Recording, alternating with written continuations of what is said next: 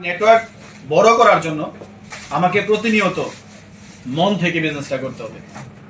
মনের মধ্যে কোনো প্রকার সন্দেহ থাকা যাবে না, মনের মধ্যে কখনো দোটানা ভাব থাকবে না। আমাদের প্রত্যেকটা কাজের মধ্যে আমরা মাঝে মধ্যে দোটানায় ভুগি, ভালো করব না মন্দ করব, করব কি করব না। এই যে হেজিটেশনটা, এই হেজিটেশনটা যেন আমাদের মধ্যে না আসে। কারণ যদি হেজিটেশনটা আসে তাহলে বোঝা যাবে যে আমি নিজেই প্রস্তুত না, আমি নিজেই ঠিক না, তাহলে আমার সাথে লোকজন বিজনেস করবে কিভাবে।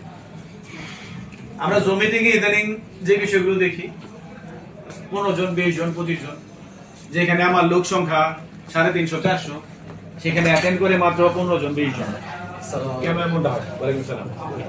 কারণ হচ্ছে আমাদের যে ডিএক্সএল এর যে মেসেজটা, ডিরেক্ট সেলিং মার্কেটিং এর যে পাওয়ার, এই পাওয়ার সম্পর্কে অবগত না। কারণ যারা পাওয়ার সম্পর্কে অবগত তারা সমস্ত কিছু ছেড়ে বিজনেসে সম্পৃক্ত হবে এবং বিজনেস করবে। এই সবাইকে ডাইরেক্ট সেলিং মার্কেটিং এর যে পাওয়ার, এটা জানানোর জন্য আগে নিজে ঠিকঠাক মতো জানতে হবে।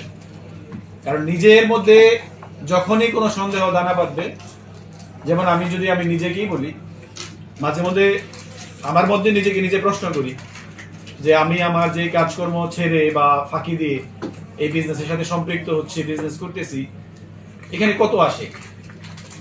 আমি কিন্তু জানি, প্রতিনিয়ত শুনি এবং